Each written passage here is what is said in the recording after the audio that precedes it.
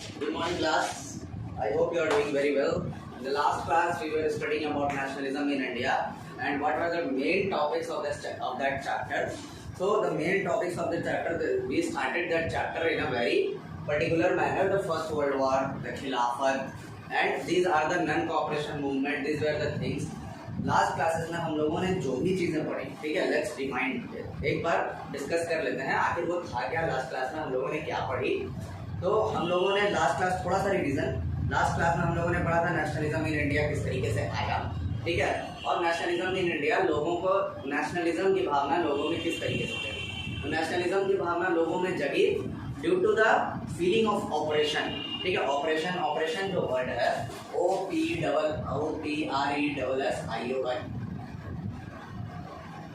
OPRESSION, operation का मतलब होता है कि दबाना, एक्सप्लॉयटेशन, ठीक है, शोषण होना।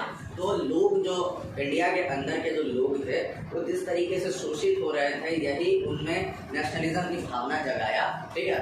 पूरा का पूरा एडवेंट, पूरा का पूरा चीज़ें बदल कैसे गई, पूरा चीज़ हम लोग जानते हैं कि 1915 में, कल मैंने डिस्कस किया था कि 1915 में गांधी जी आए, ठीक है। फर्स्ट वर्ल्ड वॉर क्या था, फर्स्ट वर्ल्ड वॉर के टाइम पे क्या क्या चीज़ें हो रही थी, जैसे फौज लोगों को ज़बरदस्ती भर्ती किया जा रहा था। उसके अलावा क्रॉप फेलियर हो चुका था, एपिडेमिक आया था उस समय। स्पेनिश फ्लू के बारे में मैंने आप लोगों को कल डिस्कस किया था कि किस तरीके से 1920 में स्पेनिश फ्लू के आने से और एपिडेमिक और क्रॉप फेलियर की वजह से, फैमीन आने की वजह से पूरा का पूरा देश के अंदर किसानों की हालत बहुत ख़राब हो गई थी। बट अंग्रेज लोग, जो कॉलोनियल गवर्नमेंट था, जो हम लोगों पे राज कर रहा था, उनको सिर्फ और सिर्फ टैक्सेस से मतलब था और रेवेन्यू से मतलब था।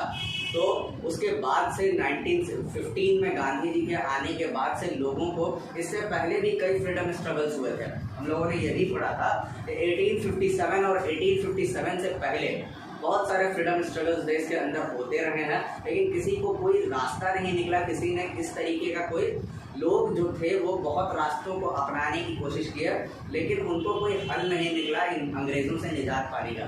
1915 में जब गांधी जी इंडिया आए, तो 1915 में गांधी जी इंडिया आने के बाद उन्होंने एक नया रास्ता अपनाना शुरू किया, ठीक है। हम लोग कल सत्याग्रह के बारे में पढ़ रहे थे। सत्याग्रह है क्या, तो सत्याग्रह कल हम लोग डिस्कस किए थे कि the reality to find the truth, the need to find the truth and the क्या था भाई, और सत्य की खोज, ठीक है, सत्य को खोज, सत्य के रास्ते, यही सत्याग्रह होता है जिसमें हम लोग नॉन वायलेंस का यूज करते हैं। तो गांधी जी जो कि साउथ अफ्रीका से आए थे 1915 में, साउथ अफ्रीका से आने के बाद से उनको ये चीज़ समझ में आया था कि हम लोगों को साउथ अफ्रीका में, उन्होंने जैसा कि साउथ अफ्रीका में जो रेवोल्यूशन किया था उन्होंने, उस रेवोल्यूशन के बाद एक पूरा का पूरा माहौल जो था वो अहिंसा के रास्ते पे चलने लगा था, ठीक है। और गांधी जी इंडिया आने के बाद भी उसी नॉन वायलेंस के रास्ते पे ही यहाँ पे रेवोल्यूशन करना चाहते थे, यहाँ पे लोगों को, सारे लोगों को इकट्ठा करना चाहते थे। तो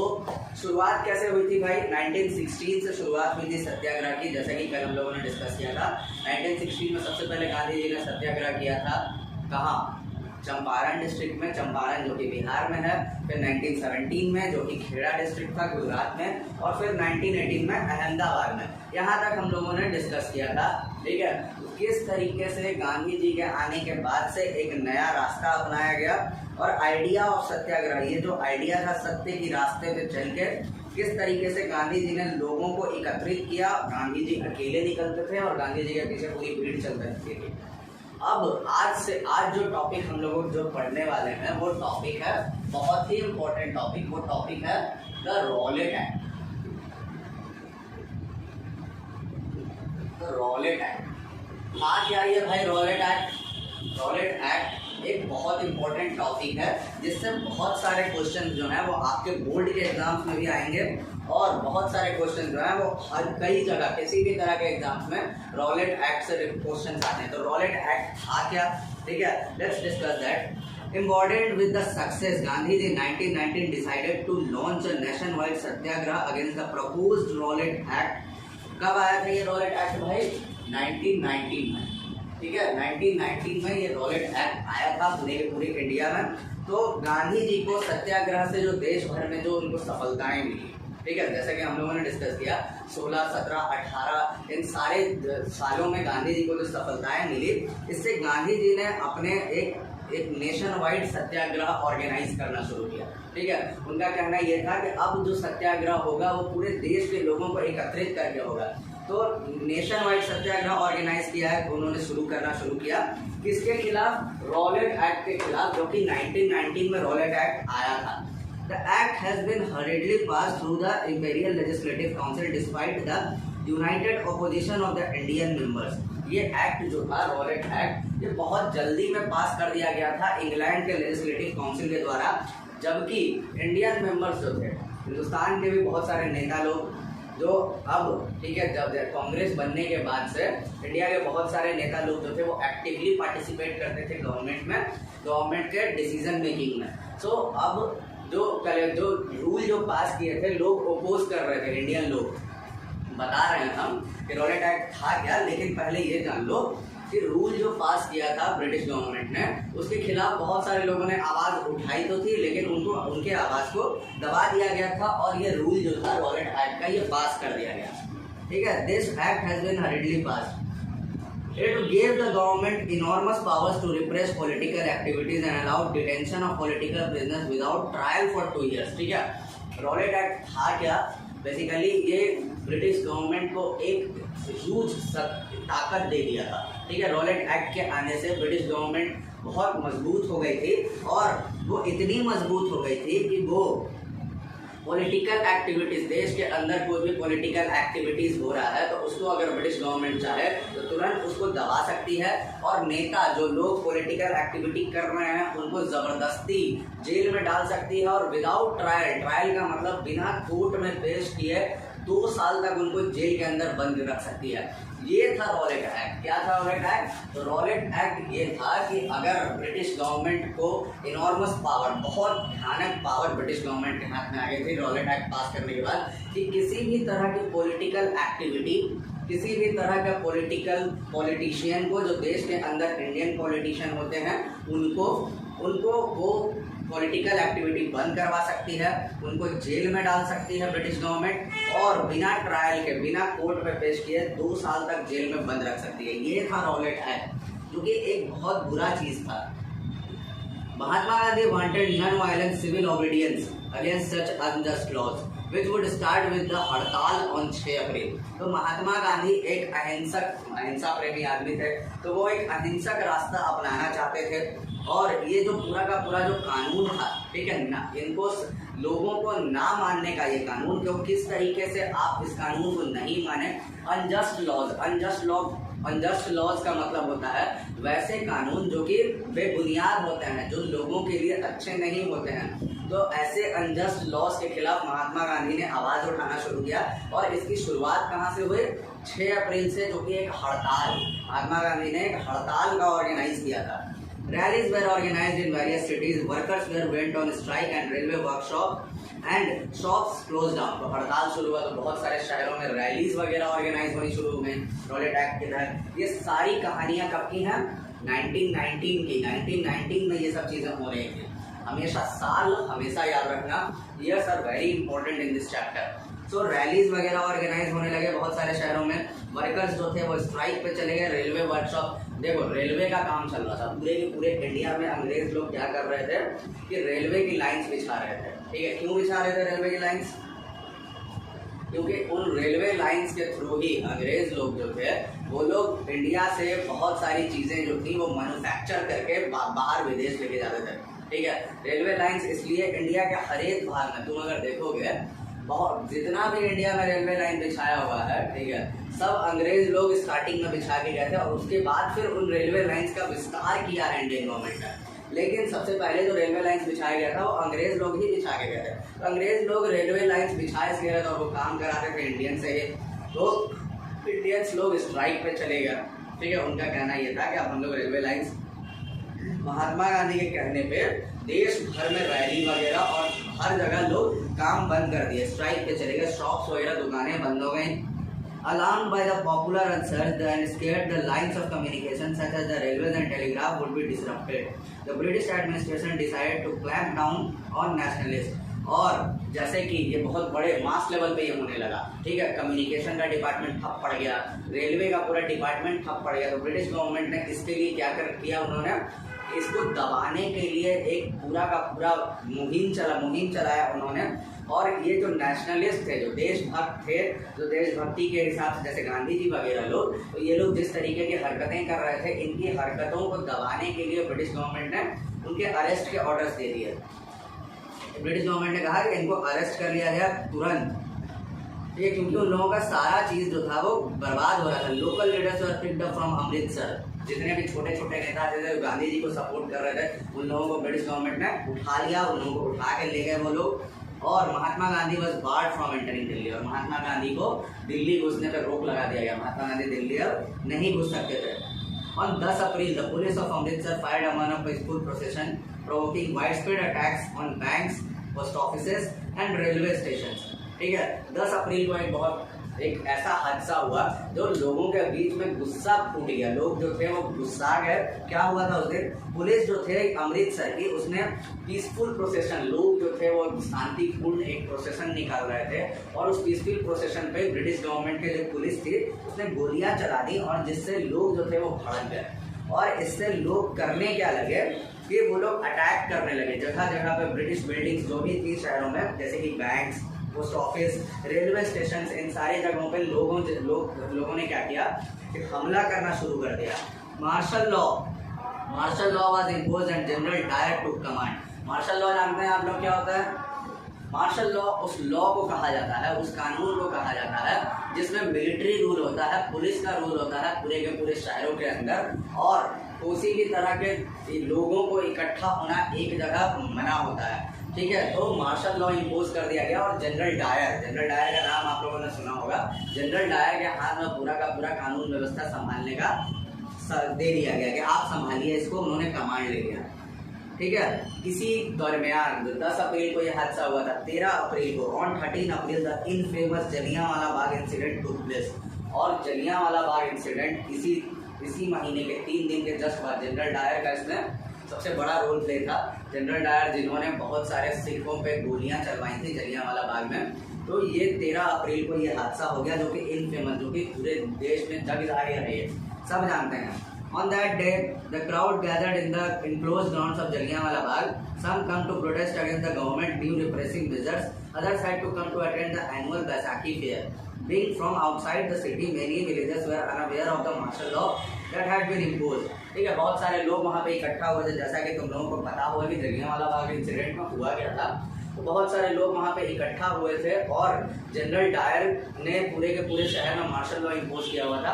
तो लोग जो थे वो शांतिपूर्ण इस लॉ पे बात करने के लिए कुछ लोग इकट्ठा हुए थे, और कुछ लोगों को तो ये पता भी नहीं था कि देश के अंदर मार्शल लॉ लगा हुआ है। और बैसाखी का पर्व था उस समय, उस दरमियान बैसाखी का पर्व था। तो लोग अपना मासूम लोग वहाँ पे पर्व मनाने के पर्पज से वहाँ पे इकट्ठा हुए थे।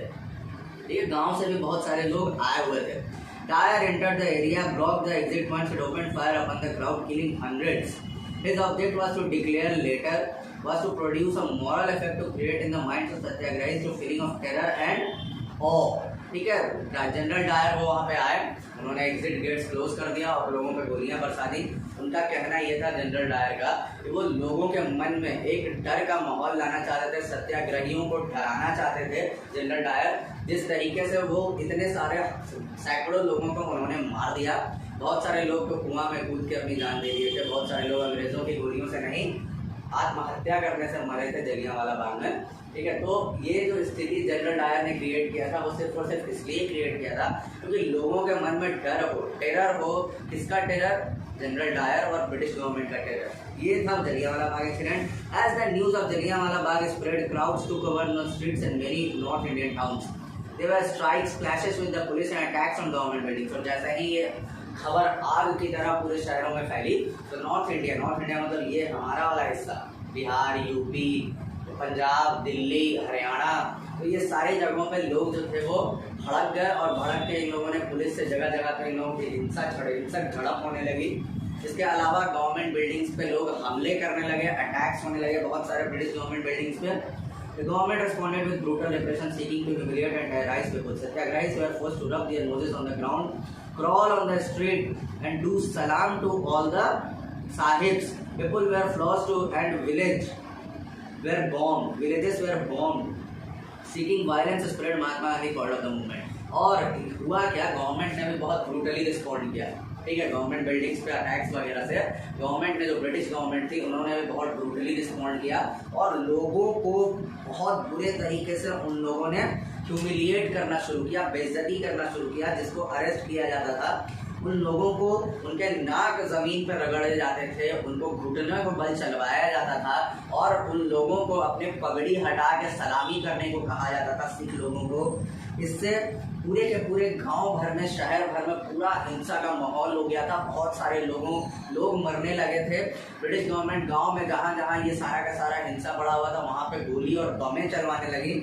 इतने सारी चीज़ों को देख के, इतना हिंसा जब पूरे देश के अंदर बढ़ने लगा, तो महात्मा गांधी हमारे अहिंसक, जो अहिंसा के रास्ता पे चलने वाले जो पुरुष थे, उनको ये चीज़ समझ में आया कि ये पूरा का पूरा अब एक हिंसक माहौल हो रहा है देश के अंदर। तो उन्होंने इतने सारे हिंसक माहौल को देख के उन्होंने ये रॉलेट एक्ट के अंदर जो उन लोगों, महात्मा गांधी ने जो ये मूवमेंट शुरू किया था, नेशन वाइड मूवमेंट, इसको वापस ले लिया, इसको बंद कर दिया गया पूरे तरीके से। While the Rowlatt Act, the Satyagraha had been a widespread movement in which the still limited mostly the cities and towns, ठीक है, लेकिन रॉलेट सत्याग्रह जो हुआ था ये बहुत बड़ा मूवमेंट बना था, लेकिन फिर भी देश भर में ऐसा नहीं था कि देश भर के सारे लोग इसके साथ खड़े थे। हम लोगों ने पिछले क्लास में भी डिस्कस किया था कि इंडिया के अंदर लोगों का रेवोल्यूशन, फ्रीडम, इन सारी चीज़ों के लिए जो सोच था, इन सारी चीज़ों को लेकर सबका अलग अलग मोटो हुआ करता था। तो वाइड स्प्रेड एंगर लोगों के बीच में नॉर्थ इंडिया में डेवलप हुआ, लेकिन ये पूरे के पूरे कंट्री, कुछ शहरों तक ही ये सीमित था, ठीक है। Mahatma Gandhi now felt that need to launch a more broad based movement, but was certain that no such movement could be organized without bringing the Hindus and Muslims together। Mahatma Gandhi को एक चीज़ समझ में आई इस मूवमेंट के बाद कि इससे भी बड़ा हम लोगों को मूवमेंट करना चाहिए, ठीक है, जिसमें बहुत सारे लोग एक साथ इकट्ठा होकर इस मूवमेंट का हिस्सा बन सकें। लेकिन उनको एक और चीज़ समझ में आई कि जब तक हिंदूज एंड मुस्लिम्स को हम लोग एक साथ मिलकर इस मूवमेंट, ऐसे मूवमेंट में अगर एक साथ मिलकर ये लोग ऑर्गेनाइज नहीं करेंगे, मतलब एक यूनिटी होनी चाहिए, और यूनिटी के लिए हिंदूज एंड मुस्लिम को एक साथ आना पड़ेगा। तो महात्मा गांधी ये चीज़ चाहते थे कि सारे हिंदूज एंड मुस्लिम एक साथ आके इस चीज़ के लिए जो रेवोल्यूशन में हिस्सा लें, ठीक है। On the way of doing this, he felt that he take up to खिलाफत issue. The first world war could ended in defeat of Ottoman Turkey। और इस चीज़ का एहसास उनको तब हुआ जब वो खिलाफत इशू, ठीक है, मुस्लिम लोगों को खिलाफत, जो मुस्लिम लोग थे, खिलाफत जो आया था, खिलाफत आंदोलन वो कहाँ से आया था वो बता रहा है। तो खिलाफत इशू पे महात्मा गांधी ने शुरू किया। हुआ क्या था, फर्स्ट वर्ल्ड वॉर आखिर हुआ क्या था फर्स्ट वर्ल्ड वॉर में? First World War ended with the defeat of Ottoman Turkey. Ottoman Empire था, ठीक है, 1914 से पहले पूरी की पूरी दुनिया पे, जैसे आज के डेट में तुम देखते हो कि आज के डेट में सऊदी अरब जो कंट्री है वो मुस्लिम कंट्रीज का हेड है, ठीक है। लेकिन फर्स्ट वर्ल्ड वॉर से पहले सारे मुस्लिम कंट्रीज, दुनिया में जितने भी मुस्लिम कंट्रीज हैं, उसका हेड हुआ करता था टर्की। ऑटोमन अम्पायर था एक टर्की में, ठीक है, और उस ऑटोमन अम्पायर में ही टर्की का हेड हुआ करता था, जो कि ऑटोमन अम्पायर 1918 में फर्स्ट वर्ल्ड वॉर के बाद ख़त्म कर दिया गया। तो शुरुआत वहीं से हुई थी, किस तरीके से ये शुरू हुआ था।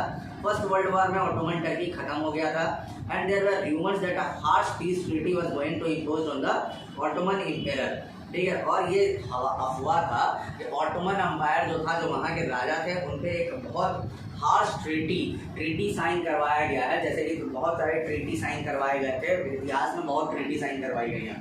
तो फर्स्ट वर्ल्ड वॉर के बाद भी एक हार्श ट्रीटी साइन कराई गई थी, जिसमें उनको पूरा का पूरा एक उन पर बहुत इम्पोज किया गया था कि आपको वॉर क्राइम्स, आपने युद्ध के लिए आपने जो भी हरकतें की, आपको इसके लिए सज़ा मिलेगी, आपको इतना पैसा देना पड़ेगा, ये सब ट्रीटी साइन करवाया गया था। इसके अलावा और भी चीज़ें थी, जैसे कि spiritual head and Islamic world, उसको बदल दिया गया था। जो स्पिरिचुअल हेड था इस्लामिक वर्ल्ड का, उसका बदलाव कर दिया गया। इसके अलावा to defend the Khalifa's temporal power, the Khilafat committee was formed in Bombay in March 1990। और खलीफाज जो इस्लामिक टर्की का जो हेड था, उनके पावर को डिफेंड करने के लिए इंडिया में भी बहुत सारे लोग थे जो इस्लामिक टर्की को सपोर्ट करते थे, तो उनके पावर को डिफेंड करने के लिए एक पूरा का पूरा एक कमेटी बनाई गई जिसको खिलाफत कमेटी कहते हैं। और ये खिलाफत कमेटी बॉम्बे में बनी थी मार्च 1919 में। Young generation of Muslim leaders like brothers of Muhammad Ali and Shaukat Ali began discussing with Mahatma Gandhi about the possibility of a united mass action on the issue. Muslim community जैसे कि मोहम्मद अली और शौकत अली दो भाई थे, उनको 1919 में एक चीज़ समझ में आई कि हम लोग जितने भी दुनिया के अंदर मुस्लिम लोगों के खिलाफ, मुस्लिम लोगों के लिए पूरा माहौल बदल रहा था। तो इन लोगों का कहना ये था कि अगर हम लोग एक अच्छी कंट्री, एक अच्छा रेवोल्यूशन अगर चाहते हैं तो हम लोग सबको एक साथ मिलकर एक साथ होना पड़ेगा। तो इन लोगों ने महात्मा गांधी से बात करना शुरू किया बॉम्बे में, जो इन लोगों ने एसोसिएशन बनाया था कि हम सारे मुस्लिम लोग एक साथ हिंदू लोगों के साथ मिलकर इस कमेटी में रहेंगे और इसमें हम लोग साथ देंगे महात्मा गांधी जी का, ठीक है। Gandhi ji saw this an opportunity to bring Muslims under the umbrella of unified national movement। और गांधी जी को ये एक अपॉर्चुनिटी दिखा कि किसी भी मुद्दा जो भी हो, ऑटोमन टर्की हो या फिर खलीफा जो खिलाफत मूवमेंट के थ्रू ये लोग जो एक साथ आके हम लोगों के साथ दोस्ती का हाथ बढ़ाए थे, तो महात्मा गांधी के लिए ये अपॉर्चुनिटी समझ में आया कि हम लोग एक साथ मिलके इसके लिए काम कर सकते हैं। महात्मा गांधी ने तुरंत उनके एक्सेप्ट किया उनके फ्रेंडशिप को, और ये पूरा का पूरा एक छतरी के नीचे आके हम लोग एक मूवमेंट ऑर्गेनाइज कर सकते हैं। ये महात्मा गांधी को समझ में आ गया। At the Calcutta session the Congress in September 1920, Calcutta session जो कि हुआ था सितंबर 1920 में कांग्रेस का कलकत्ता सेशन, ये सब इम्पोर्टेंट है, ठीक है। 1920 में हुआ था कलकत्ता सेशन जिसका कांग्रेस का, ठीक है। कांग्रेस का कलकत्ता सेशन हुआ था 1920 में। यहाँ से ही convinced other leaders of the need to support a non cooperation movement in the support of Khilafat as well as for Swaraj. Mahatma Gandhi ने यहाँ से लोगों को, कलकत्ता सेशन जो हुआ था यहाँ पे लोगों को इकट्ठा किया, ठीक है। और जितने भी कांग्रेस पार्टी के जितने भी और भी लीडर्स थे उन लोगों को एक साथ एक मत पे गांधी जी ने तैयार किया कि आप लोगों को एक साथ इस मत पे तैयार होना है कि किस तरीके से हम सारे लोग इस चीज़ को सपोर्ट कर सकते हैं। सारे लोग तैयार हो गए थे। नेक्स्ट टॉपिक है हम लोगों का वाई नॉन कोऑपरेशन। क्यों भाई नॉन कोऑपरेशन, क्यों असहयोग, क्यों असहयोग आंदोलन इतना जरूरी क्यों था? 1 minute please.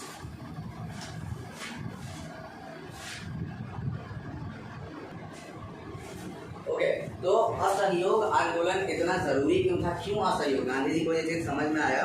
In the famous book Hind Swaraj 1909, एक फेमस बुक आई थी गांधी जी की हिंद स्वराज। महात्मा गांधी उस किताब में ये लिखे थे Mahatma Gandhi declared that British rule was established in India with the cooperation of the Indians and survived only because of the cooperation. Mahatma Gandhi ने हिंद स्वराज जो किताब लिखी थी महात्मा गांधी ने 1909 में, उस किताब में उन्होंने ये लिखा था कि ब्रिटिश गवर्नमेंट जो थी वो इंडिया में सिर्फ और सिर्फ रूल करने और इस्टेब्लिशमेंट कर सकी।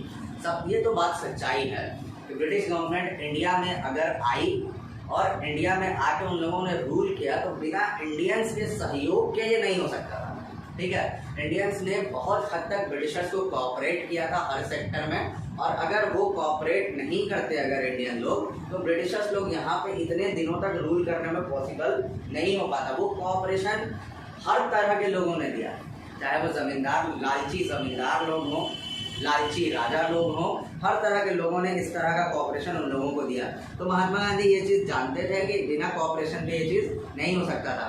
If Indians refuse to cooperate British rule India would collapse within a year, swaraj would come. और उस किताब में उन्होंने यह भी लिखा था कि अगर इंडिया के लोग अगर ब्रिटिशर्स का सहयोग करना बंद कर दें, ठीक है, अगर सहयोग करना बंद कर देंगे तो बहुत जल्द साल भर के अंदर ब्रिटिश रूल खत्म हो जाएगा और स्वराज का मतलब होता है जो आज़ादी की भावना जो पूरी के पूरी देश के अंदर थी वो आ जाएगी। महात्मा गांधी का इन्होंने उस किताब में ये लिखा था, how could non cooperation become a movement.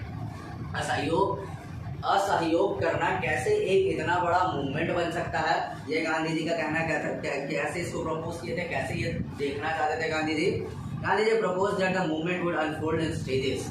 It should begin with the surrender of titles and the government awarded and the boycott of civil services, army, police, courts and legislative councils, schools and foreign goods। तो महात्मा गांधी का कहना ये था कि ये step by step करना होगा। ठीक है। स्टेप बाय स्टेप शुरुआत कैसे होगी ये नॉन कोऑपरेशन की पूरे देश के अंदर, तो शुरुआत ऐसे होगी भाई कि जो गवर्नमेंट है, ब्रिटिश गवर्नमेंट पहले लोगों को अवार्ड्स दिया करते थे एज अ टाइटल, ठीक है, लोगों को टाइटल दिया करते थे जैसे कि नवाब, जैसे कि राय बहादुर, ये सब टाइटल दिया करते थे ब्रिटिशर्स लोग, नवाब लोग मुस्लिम लोगों को, राय बहादुर जैसे कि इंडियन हिंदू लोगों को। तो ये सारे टाइटल्स जो ब्रिटिश गवर्नमेंट देती थी इनको छोड़ दिया जाए। महात्मा गांधी का शुरुआत स्टेज जो था, पहला स्टेज यही था कि पहले जो अवार्ड्स जो ब्रिटिश गवर्नमेंट देती थी उनको छोड़ दें, उन पर काम ना करें। और सिविल सर्विसेज, ठीक है, IAS IPS के लिए जो इंडियन लोग जो काम करते थे ब्रिटिशर्स के लिए, उसको बॉयकॉट कर दिया जाए। कोई भी इंडियन जो है वो ब्रिटिश सिविल सर्विसेज में काम नहीं करे। इसके अलावा आर्मीज, पुलिस, इन सारी चीज़ों पे आप लोग किसी भी तरह का कोई रोल प्ले नहीं करें। इसके अलावा जितने भी देश के अंदर जो कंपनीज के अंदर जो शॉप्स वगैरह, ठीक है, आर्मी, पुलिस, स्कूल्स वगैरह जो चल रहे थे, British schools, British colleges, British universities, जो भी चीज़ें चल रही थी, इन सारी चीज़ों के लिए महात्मा गांधी ने कहा कि इसको हम लोग कॉपरेट नहीं करेंगे। इसकी शुरुआत फर्स्ट स्टेज इसी तरीके से होगी, ठीक है, कि हम लोग किसी भी तरह का सहयोग, हेल्प ब्रिटिशर्स को इस प्रोसेस में यहाँ पे हम लोग नहीं देंगे। ये था पूरा का पूरा प्रोसेस। नॉन कोऑपरेशन ये पहला स्टेज था। सो क्लास 10 अगले स्टेज के बारे में, ठीक है, किस तरीके से अगले स्टेज पे, नेक्स्ट स्टेज पे नॉन कोऑपरेशन किस तरीके से गांधी जी ने कैसे सपोर्ट किए, ठीक है, किस तरीके से असहयोग और क्या क्या रूप लिया इंडिया के अंदर, और लोग किस तरीके से असहयोग आंदोलन का हिस्सा बने, ठीक है। जैसे कि नेक्स्ट टॉपिक जो है हम लोगों का, जैसे कपड़ा, ठीक है, हम लोगों के इंडियन गुड्स, कॉटन गुड्स जो थे, हम लोगों के इंडिया में कॉटन कपड़े जो थे वो पूरे तरीके से, कॉटन इंडस्ट्री जो थी वो ब्रिटिश गवर्नमेंट ने बर्बाद कर दिया था, ठीक है। और इंडिया में जो कपड़े जो बिकते थे, वो ज़्यादातर कपड़े जो होते थे वो ब्रिटिशर्स इंपोर्ट करके लाते थे और अपने कपड़े जो थे वो यहाँ पे बिकवाते थे। तो महात्मा गांधी जो थे, ये इसका सेकंड स्टेज जो था वो यही था कि ब्रिटिश गुड्स का हम लोग यूज़ करना ख़त्म कर दें। हम लोग किसी भी तरह का कोई भी ब्रिटिश गुड्स, ठीक है, कोई भी ब्रिटिश गुड्स का इस्तेमाल हम लोग ना करें। धीरे धीरे जितने भी स्कूल्स, कॉलेजेस, पुलिस वगैरह, जितने भी जो भी जैसे कोर्ट्स वगैरह, जजेस वगैरह, तो हर वो चीज़ जो भी ब्रिटिशर्स लोग अपना यहाँ पे इंट्रोड्यूस किए थे, उन सारी चीज़ों का इस्तेमाल हम लोग देश के अंदर नहीं करेंगे। ये गांधी जी का कहना था। उनका कहना बस इतना सा था कि अगर हम लोग किसी भी तरीके से अगर इनका हेल्प आउट, सहयोग करना बंद कर देंगे तो बहुत जल्द ये चीज़ें जो है ब्रिटिश गवर्नमेंट जो है वो ख़त्म हो जाएगी। तो आई होप आप लोगों को यहाँ तक समझ में आया हो बहुत अच्छे से। नेक्स्ट हम लोग क्या क्या स्टेज था और नॉन कोऑपरेशन कैसे इतना बड़ा रूप लिया इंडिया में, ये हम लोग पढ़ेंगे नेक्स्ट क्लासेस में। यहाँ तक आप लोगों को नॉन कोऑपरेशन और गांधी जी के जितने भी रोलेट एक्ट वगैरह जो भी टॉपिक्स आज हम लोगों को मैंने आप लोगों को पढ़ाई, I hope you understood it very well. I hope आप लोग, ये बहुत इंपॉर्टेंट चैप्टर है नेशनलिज्म इन इंडिया। इससे आपके हिस्ट्री के 10th बोर्ड हो या फिर बोर्ड पता नहीं होगा या नहीं होगा, बट जो भी होगा एग्जाम्स इस साल आप लोगों के, तो हिस्ट्री कम से कम मैं ये चाहता हूँ कि आप लोगों का क्लियर रहे, ठीक है। नेशनलिज्म इन इंडिया चैप्टर से एक और चीज़, आप लोग अगर मेरी वीडियो को देखते हैं तो प्लीज़ बुक लेके बैठा कीजिए, ठीक है। अगर आप बुक लेके बैठेंगे तो आपको मेरी वीडियो के साथ साथ बुक के हर एक टॉपिक डील होंगे, ठीक है। हमारे पास, जैसा कि मैंने कल भी डिस्कस किया था, कि we had lot of times and we will discuss each and every topic of this chapter very closely. हम लोग बहुत अच्छे से डिस्कस करेंगे। Okay, one more thing I want to tell you. बहुत सारे बच्चों के, आप लोगों के क्लासेस में बहुत सारे लोगों के मन में ये डाउट था कि सर सेकंड चैप्टर क्यों नहीं शुरू हुआ, ठीक है। फर्स्ट चैप्टर पढ़ा है हम नेशनलिज्म इन यूरोप और फिर थर्ड चैप्टर पे आ गए। तो बहुत सारे लोगों को के मैसेजेस भी आए थे मेरे व्हाट्सएप पे, तो मैं आप लोगों को एकदम साफ साफ बता दूं, ठीक है, कि सिलेबस जो है आप लोगों का हिस्ट्री का, वो सिलेबस सिर्फ 5 चैप्टर का है और उसमें आपका सेकंड चैप्टर जो है, जो इंडो चाइना वाला, वो नहीं है, ठीक है। नेशनलिज्म इन यूरोप, फिर नेशनलिज्म इन इंडिया है, थर्ड चैप्टर है। आपके सिलेबस में, साल के सिलेबस में, हिस्ट्री के सिलेबस में क्लास 10 के सेकंड चैप्टर है ही नहीं, तो उसको कैसे पढ़ाया जा सकता है? उसको नहीं पढ़ाया जा सकता है। सो अगर आप लोगों को ये चीज़ अच्छे से समझ में आ गई हो तो कृपया करके दोबारा ये सवाल मेरे से व्हाट्सएप पे ना करें, आप सिलेबस देखें कि आपके 10th के सिलेबस में, बोर्ड के सिलेबस में कौन कौन से चैप्टर्स हैं, ठीक है। तो सेकंड चैप्टर है ही नहीं, ये मैं आप लोगों को पहले ही क्लियर आउट कर चुका हूँ। सो जो भी थर्ड चैप्टर है ये, तो थर्ड चैप्टर को हम लोग जितना हो सके अच्छे से पढ़ेंगे, डिटेल में पढ़ेंगे, जिससे आपको हर चीज़ बहुत अच्छे से समझ में आए। Till then thank you class, be safe, आप अच्छे से रहें और पढ़ते रहें। Thank you.